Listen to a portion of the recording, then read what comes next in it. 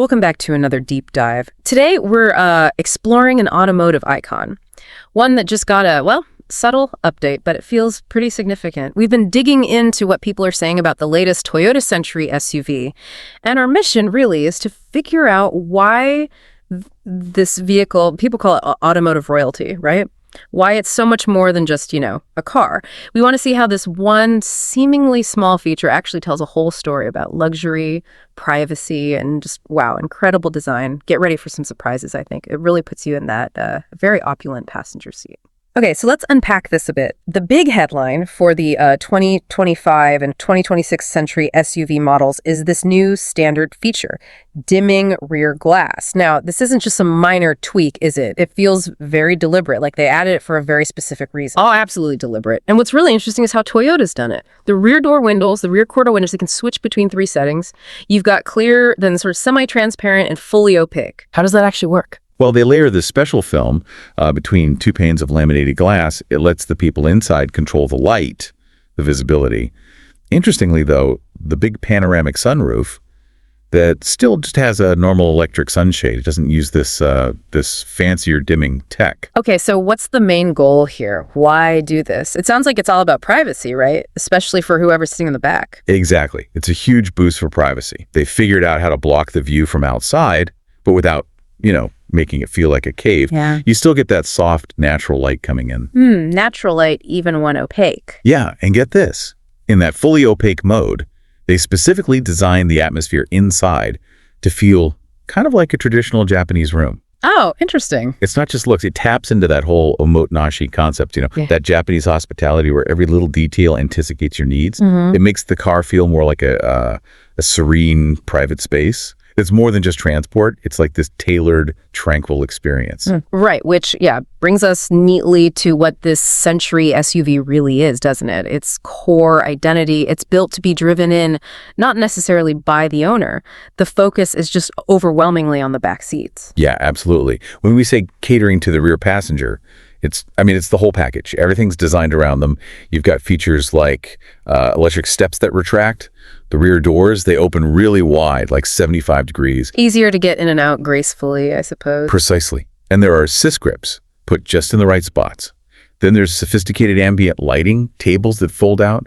Even the surfaces are antibacterial, which shows incredible attention to, hygiene, comfort, everything. And then you get to these almost unbelievably specific details, like, okay, a dedicated coat hook, I can see that.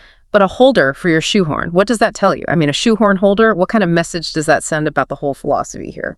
That shoehorn holder is, it's kind of amazing, isn't it? It suggests the person using this car values being perfectly ready, perfectly presented the moment they step out. It's all about making that transition from this super private, luxurious bubble to the outside world, maybe a high-stakes meeting or event. Completely seamless. No ruffled feathers right down to your shoes. Wow. It takes convenience and turns it into something like prestige maintenance. It's quite something. So beyond these specific comfort items, what really pulls it all together for the rear passenger? What's the core luxury experience back there? I think it's the integration and the control they have. The rear passengers, they get their own dedicated control panel. They have their own individual screens for entertainment. And it's all hooked into this 18-speaker premium sound system. So it's not just a back seat? Not at all. It's basically a private lounge on wheels. Everything's right there at their fingertips. And the seats themselves, pure relaxation. They've got backrests that recline way back, footrests that fold out. Yeah. You can basically lie almost completely flat. Perfect for a nap between meetings or, just pretending you're busy while you recline. Right. Okay, so the back seat is clearly king here. But what about the rest of the vehicle? Yeah. It still has to function as a car and look the part. The design itself, that debuted back in September 2023, still looks pretty fresh, and it's big at, 5,205 millimeters? Yeah, just over 204 inches long. Yeah. It definitely has presence, and people often call it, Japan's answer to the Rolls Royce Cullinan. Is that a fair comparison, do you think? I think it holds up, yeah. Especially when you look at the personalization options. You can customize so much, even go for like a full bespoke build. So real tailor-made stuff. Exactly. It allows for a level of customization that really rivals those top European brands, making it exactly what the owner wants. And under the hood, is it all just about wafting along, or is there some power there too? Well, it doesn't exactly slack on performance. It uses a 3.5-liter V6 plug-in hybrid system. Okay, hybrid. How much power? Altogether, it puts out about 406 horsepower, which is pretty respectable.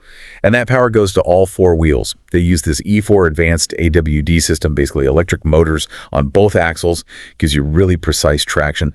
Oh, and it can do about 69 kilometers or 43 miles just on electric power. Okay. Decent EV range for city driving. And, for those who do care about performance, even in this kind of car, Toyota's actually confirmed something interesting. There's going to be a GR Century SUV. A GR, like Gazoo Racing, the performance division. The very same. Yeah. They're going to put some of their performance know-how into it, which definitely makes you wonder, doesn't it? How does that blend work? Ultimate quiet luxury and then high performance from GR. It kind of challenges what we expect from these top-tier vehicles. Yeah. That is a bit of a paradox, isn't it? For a vehicle that seems so focused on the passenger experience being chauffeured, why bolt on Gazoo racing bits? What's your take on that? Well, I think it maybe pushes back against that traditional separation. It suggests that for some buyers, maybe the ultimate luxury isn't about choosing between plush comfort or exciting performance. You mean having both? Yeah, maybe it's about having the option for both. Even if it's the chauffeur who actually uses that GR power, it's about knowing the capability is there, even if you rarely tap into it. It could be targeting a slightly different kind of super luxury buyer, someone who just demands everything. Interesting thought. Now, inevitably, we have to talk price. All this bespoke luxury, the new tech, it doesn't come cheap, I imagine. That dimming glass feature alone you mentioned adds quite a bit. It does. Just adding that bumps up the starting price by about $2 million. Which translates to roughly $13,600 US. Wow, just for the glass. So what's the total starting point now? You're looking at a base price of $27 million, which is around $183,300. But honestly, the price tag is almost less important than the exclusivity. How so? Well, getting one is incredibly difficult. Availability is super limited. Orders are only taken at like a handful of specific dealerships in Japan, and they mostly offer them to people who already own a Century sedan. Keeping it in the family, sort of. Exactly. It really ramps up the prestige, the allure. It makes it a genuinely rare thing to see, let alone own. Okay, so circling back to that dimming glass tech, is Toyota actually doing something brand new here, or are they kind of adapting technology that's already out there? That's a good question. They definitely aren't the first company to put dimming glass in a car. We've seen it before. Brands like Maybach, Mercedes, McLaren too. They've used smart glass, electrochromic glass they often call it, usually in sunroofs, sometimes side windows on their really high-end stuff. Right, I've seen that on sunroofs. Yeah, even Nissan actually put an electrochromic sunroof option on the latest Leaf, which is interesting. But what makes the Century different, what's unique here, is that it's standard, and it's applied across all the rear glass specifically for privacy. The rear doors, the rear quarters. Not just the roof. Not just the roof. It really underlines that primary mission. Yeah. This is a car designed to be ridden in the back, total privacy and comfort. Okay, so pulling all these threads together then, the dimming glass, the shoehorn holder, the GR option, the exclusivity, what's the big picture? What's the ultimate takeaway here? It seems clear this Century SUV, especially with this update, it's really not just about getting from A to B. It's way more than that. It's about an experience, isn't it? Unmatched privacy, this incredibly meticulous luxury where, yeah, even a shoehorn holder has a purpose in making that perfect rear passenger environment. I think that's spot on. It's a really fascinating example of designing a vehicle completely around the passenger right from the start. And it blends, very modern tech like the dimming glass with those traditional Japanese aesthetic ideas, that omotenashi spirit. It kind of sets a new bar for, automotive prestige, exclusivity. It definitely makes you rethink what a luxury car can be. So here's maybe a final thought for everyone listening to chew on. We live in a world where, so much car talk is about the driver, the driving experience, performance metrics. What does the very intentional design of this Toyota Century SUV, with its absolute laser focus on being built for the back seat, what does that tell us about how the definition of ultimate luxury and status might be shifting in the car world? Does true top-tier luxury now actually mean being chauffeured rather than doing the driving yourself? Something to ponder.